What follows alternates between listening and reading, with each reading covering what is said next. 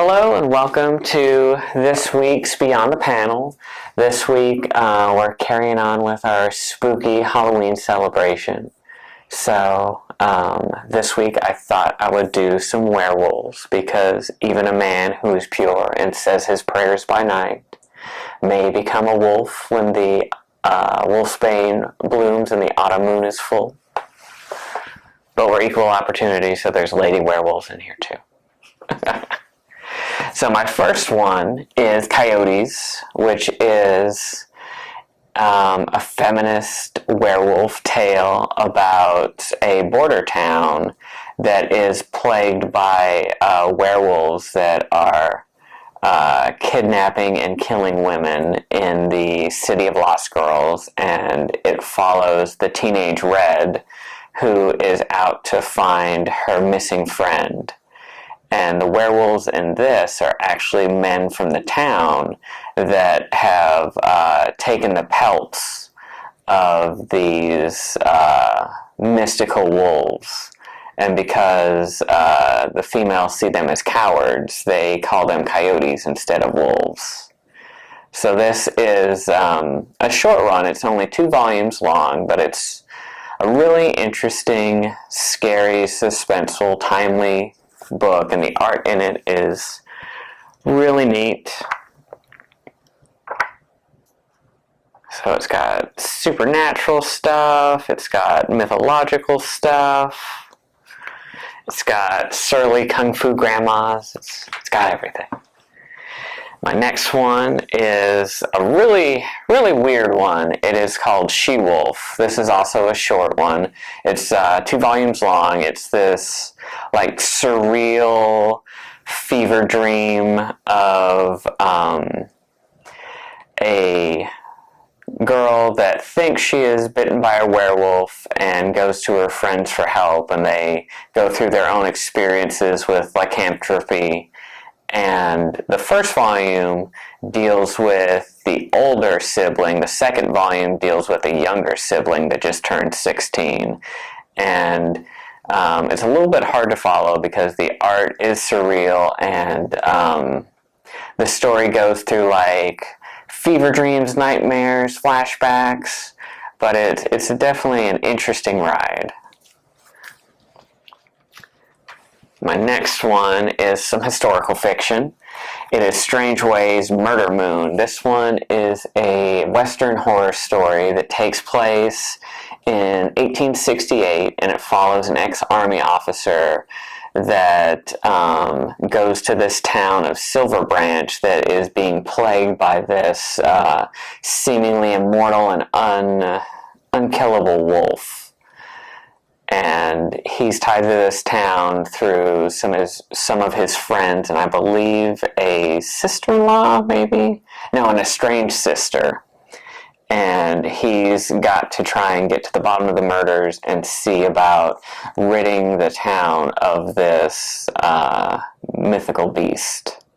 And this is told in stark black and white, which is always really good for horror. Horror translates well into black and white.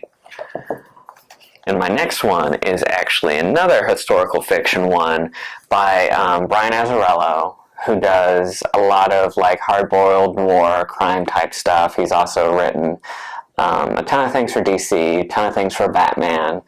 This one is called Moonshine, that is about werewolf bootleggers that make moonshine. And it's about some out-of-town gangsters that come from New York to the Appalachians to try and muscle in on the moonshine trade and find out they're werewolves and they have made a horrible mistake.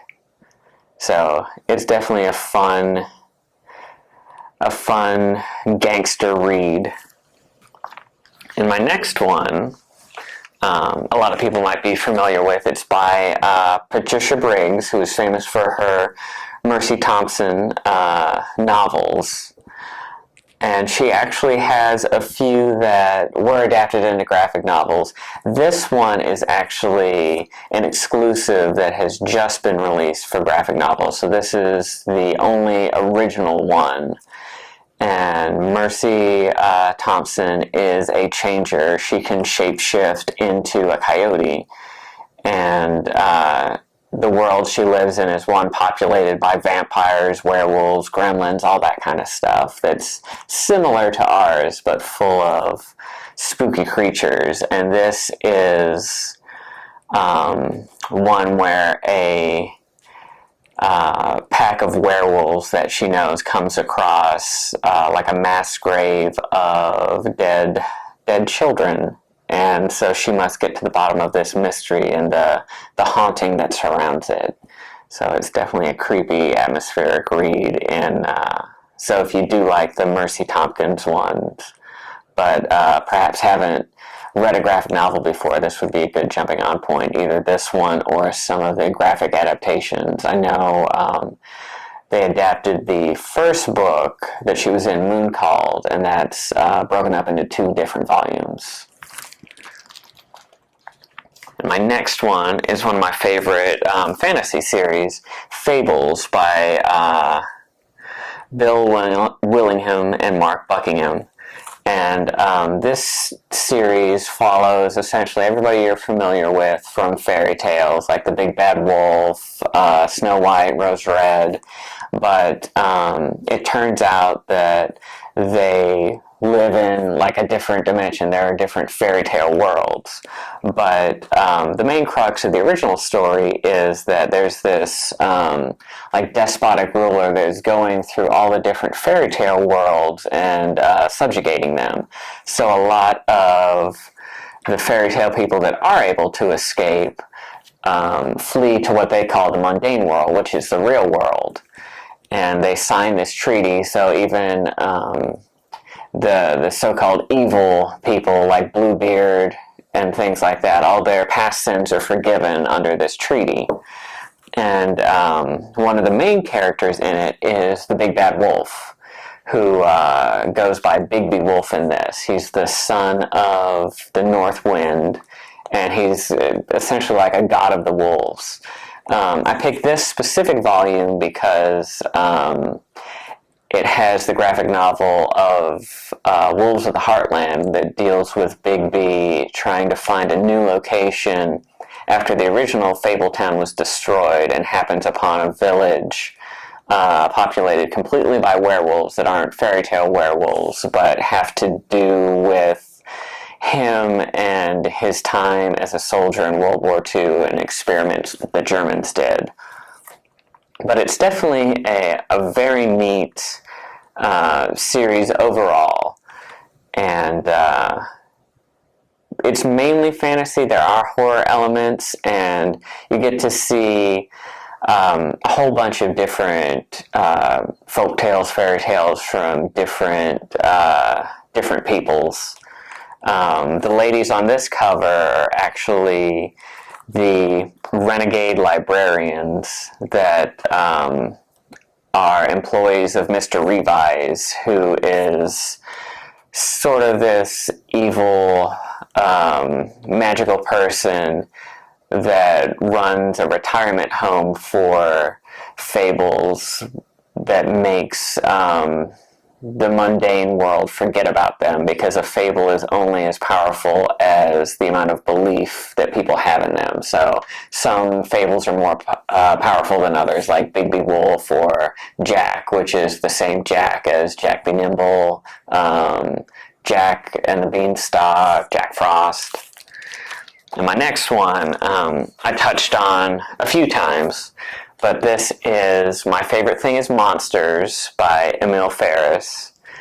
And this is one of my absolutely favorite reads.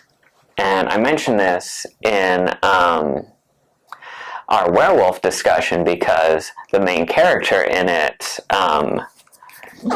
happens to see herself as a werewolf detective. So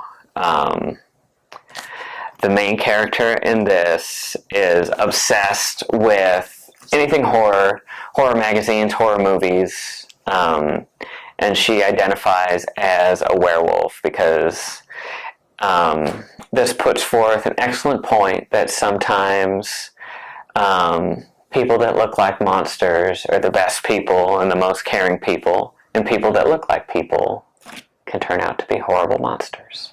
So you should never judge a book by its cover. But I can't say enough about this book. It is awesome. It takes place in the 60s, so it deals with lots of social upheaval. It's a murder mystery. It deals with religion, race, all kinds of things. And it's written as though it is the narrator's notebook. So it's written as though it's on like spiral bound paper, and it is just gorgeous.